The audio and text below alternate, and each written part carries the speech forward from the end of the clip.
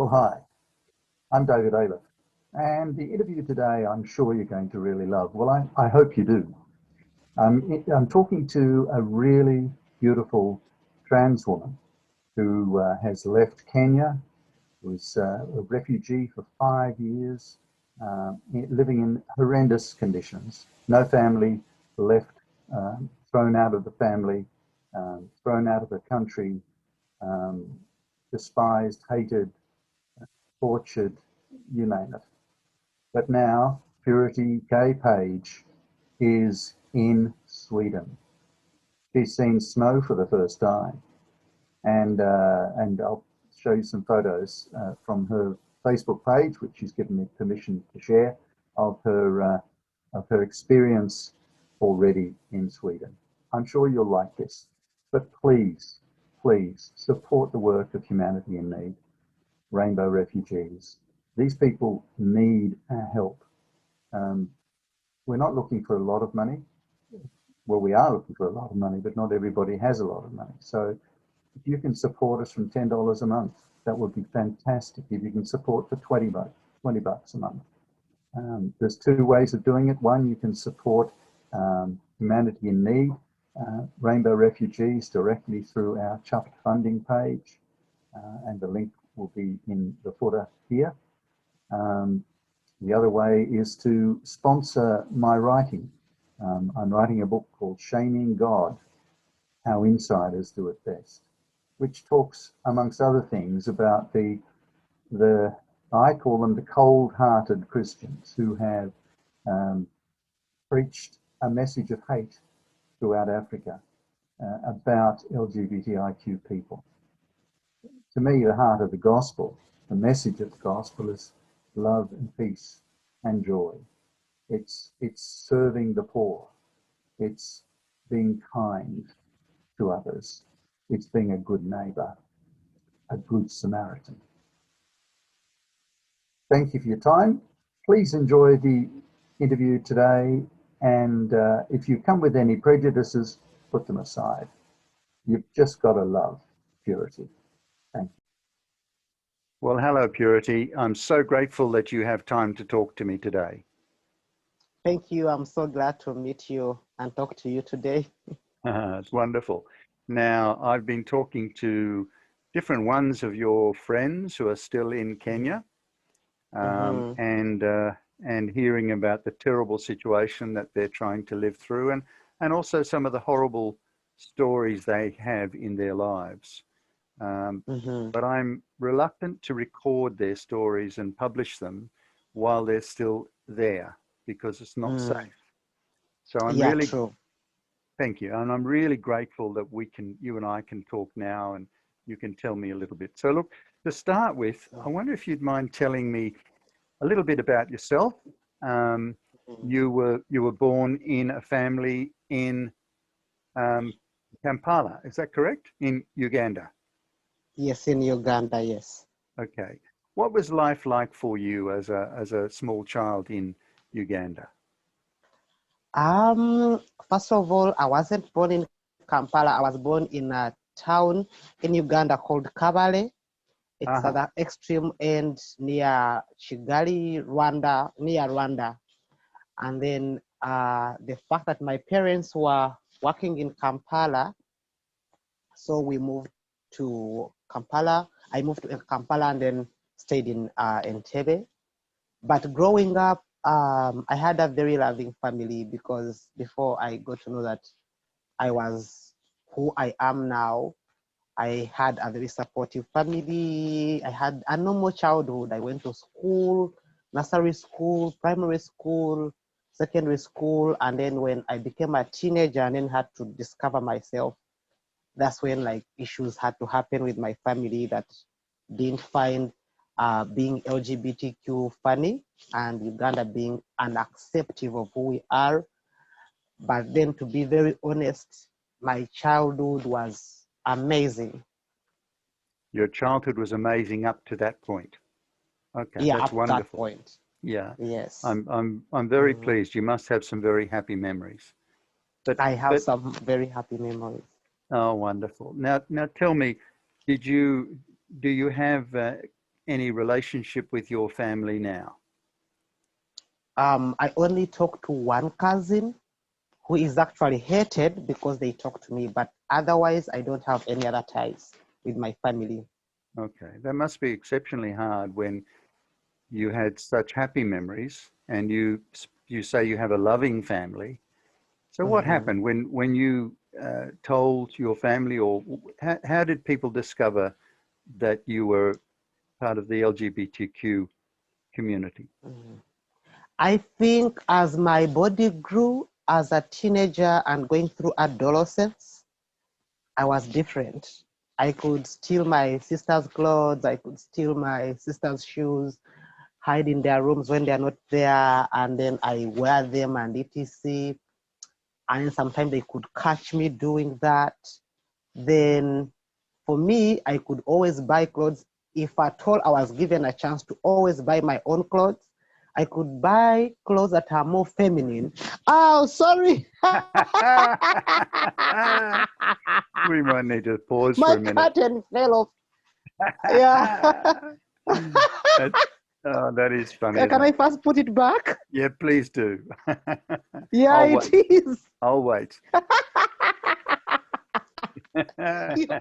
Well, we've just to explain to people watching, we have a different curtain behind you now because we had a calamity before and it fell down just the wrong point. Now, yeah. So I haven't fixed my house. I just got new curtains and I'm supposed to fix them today. So I just had to put them so that, there is no, I have enough light coming out to distract us. Then it fell. Well, let's hope we can keep it staying there while we go on.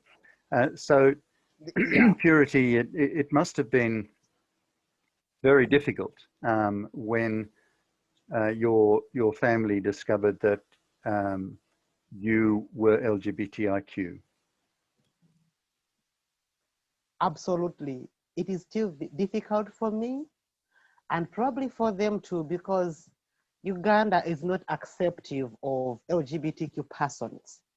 It's a culture where everybody thinks that we are a curse. We are the reasons why so many things go bad in the country.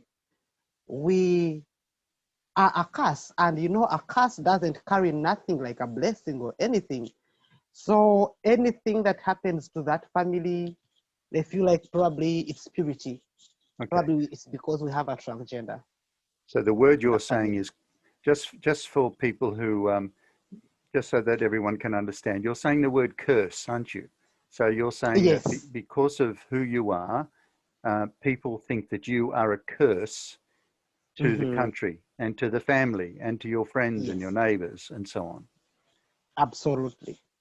And so until today. And I presume that meant that your family cast you out of the house?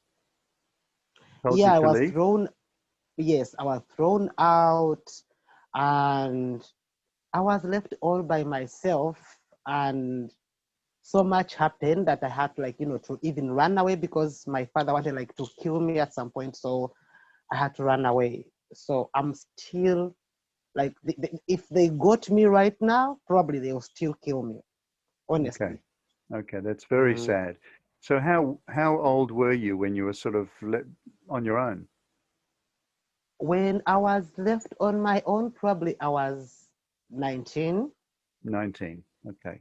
Yes. So I was. Yeah, you'd finished school?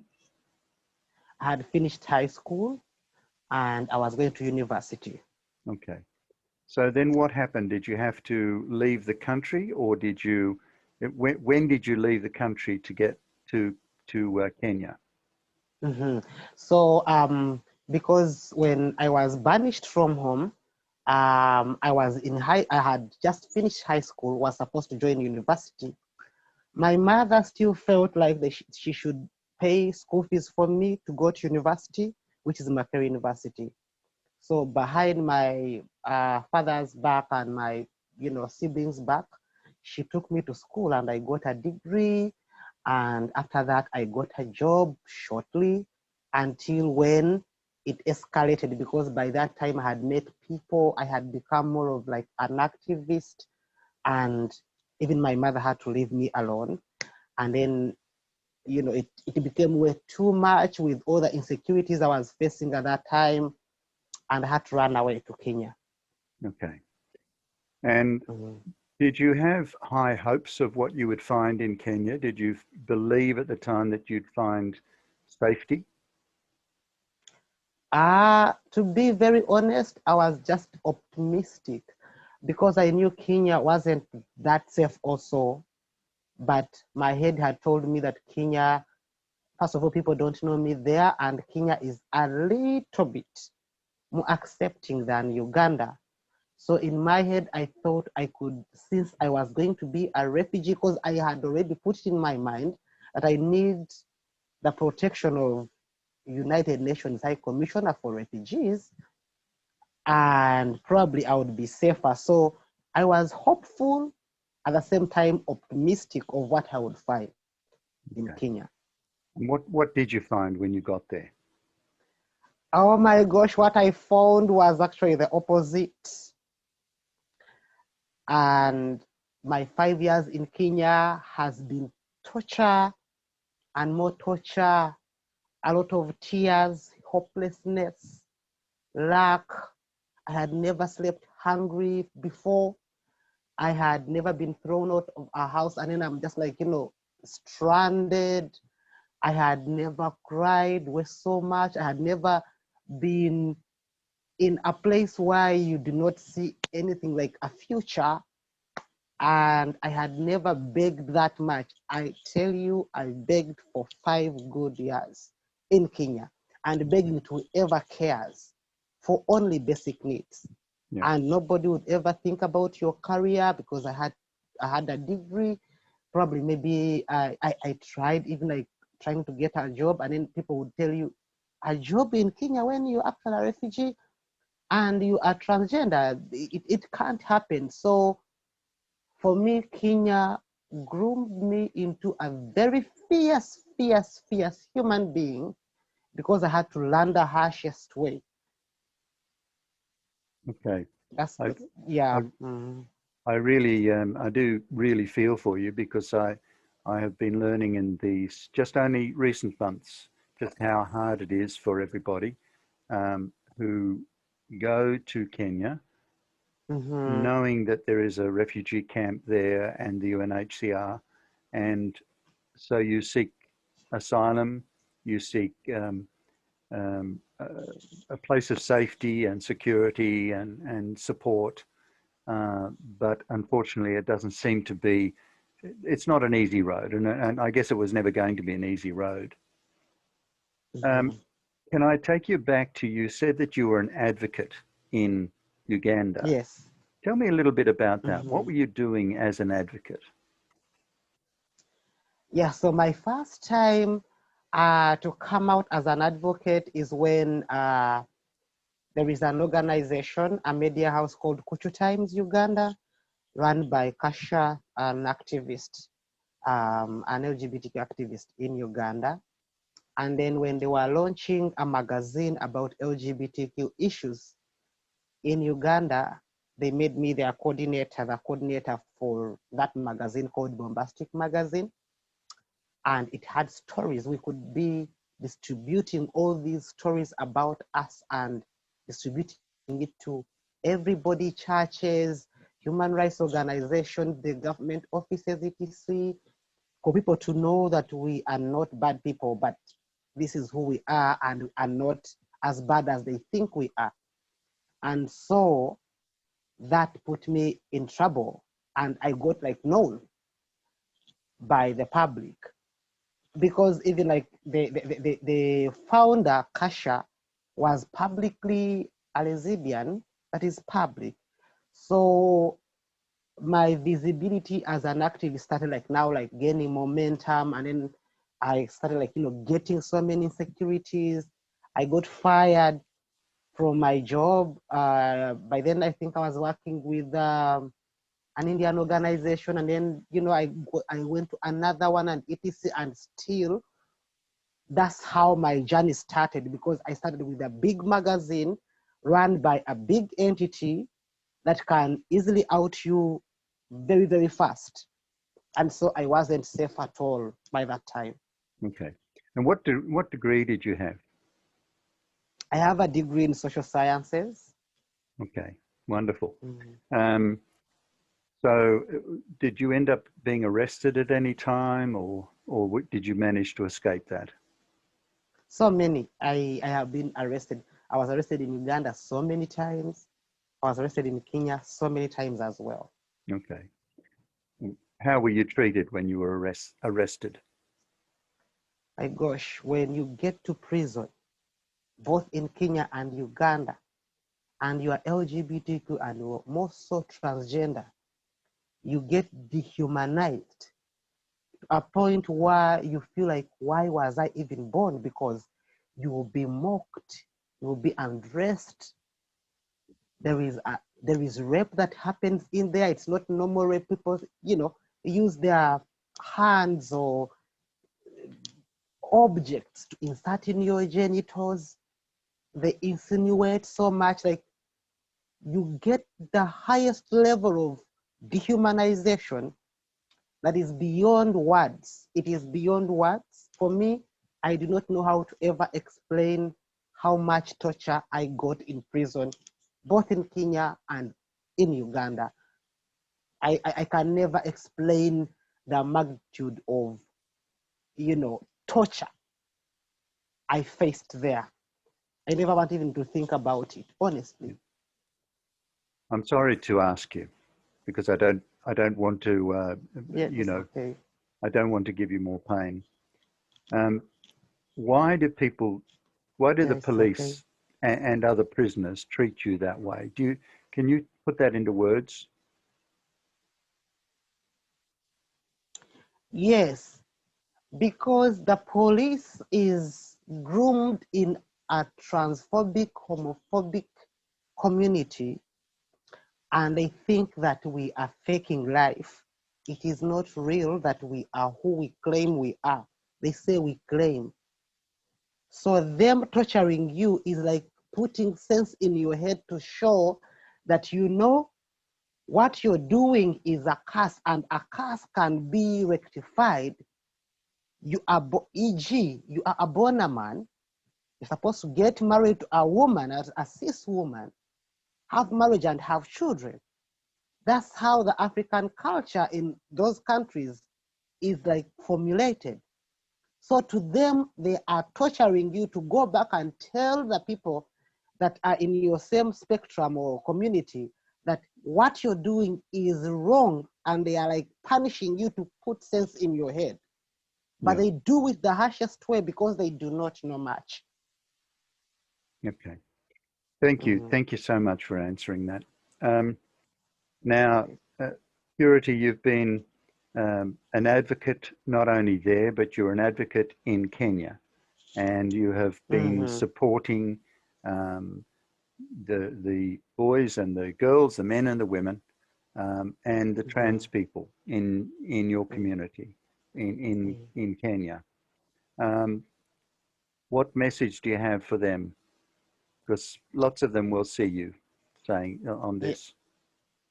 Thank you. The message I have for them, I will begin with those in Kakuma.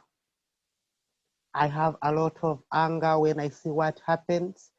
I see the bloodshed. I see the daily attacks. I see the hopelessness. There is no magnitude. There is nobody who will ever understand the kind of torture that is down there. For us, we see it from afar. Like right now, you're seeing it from afar, but if we were there, it's a desert. In a desert, you are in a refugee camp where even fellow refugees hate you, attack you. You live in fear of your life on a daily basis. But there is hope. We've been rescued from there. I'm here. I'm 2 weeks here, and I have an amazing apartment, but I've also suffered as much. Yes. And for those in Nairobi as well, I'm going to wrap up together. I have suffered in Nairobi as well. I have been attacked on the streets. I have been thrown out of houses. by landlords when they got to know that I am, transgender. I have lacked. There is nobody as an LGBTQ person in Kenya, Moso, Kakuma, Nairobi, who will ever tell you that they do not lack. They live on begging. I lived on begging for 5 years. But there is what resilience brings. There is what bravery brings. Because we didn't create ourselves, but if we can press on more, a little bit more, there is hope. Because by the time Purity, who has been suffering with you there and now is in a country where I can move out the way I look right now and move on the streets and be myself, I still have the scars I got down there. I don't know whether I can see some on my forehead. I still have so many scars on my body. And the reason why we are here as refugees who have gone through all that kind of torture is to advocate for you. The only joy, the only gift you can give us is to press on harder, Our creator, for me, my creator is God, will one day rescue us. And there is hope, because who knew that actually Purity would be rescued from Kenya? So hang in there, press on more. Suicide is not your portion. So many are trying to commit suicide. I see it in my inboxes. I have seen so many that have committed suicide down there. It is horrible, because when you commit suicide, then you have lost the battle. We don't need to lose the battle, because we can press on. And one day we shall be celebrating, like how Purity now, with the scars, she is now here, starting afresh, and I'm going to do better. So I know there is hope. And I love you so much. That's wonderful. I'm sure that's going to be a great encouragement, not only to your fellow refugees there, but people around the world who are watching. And you're now in Sweden, and you've seen snow. Yes. Tell me a little bit about your experience of Sweden. When you first got there, where did you think you were? Oh my gosh, I was excited when I landed at the airport. But then I was received by way too much coldness. I was like, whoo, whoo. It was too cold. But but then the good thing is I was picked from the airport and then put in the car, and then I was looking at the snow in the car, and I'm like, oh my gosh, everything is white. I have not even seen white trees. It was actually snow hanging on the trees. So for me, I thought maybe there were trees that are white in color and stuff. So I received a good reception. The weather is really not as easy to adapt to at all. You have to be so warm, but the people are so warm. Everybody is so helpful. You go to the hospital, it is so much different from what I went through. You meet a person or a counselor or whichever it is, they are so helpful. And they try so much to make you feel at home, not to feel the way you felt when you were back in Nairobi. But then, trust me, I have fallen a lot in the snow. I have gotten mild pneumonia. I think a week back, I got mild pneumonia because I was falling in the snow. Like you step in the snow, you think it's not like so deep, and you go deep. You're also cold. Yeah, and what I discovered is in people here in Sweden who have been here for the rest of their lives, they also feel the coldness. So for me, the coldness isn't like something that I'm taking as like, oh my gosh, the coldness. No, it is not compared to the harsh treatment I was living in back in Kenya. It is joy beyond joy that I'm here. I'm so grateful to God, that I'm in Sweden. This is my new home, and I'm happy that finally I got to my destination. This is my new home, and I love it. Oh, that's absolutely wonderful. Now, you went we were going to talk yesterday, weren't we? And you went to church, and it was apparently a Mm-hmm. wonderful experience for you. Tell us about that. Yes.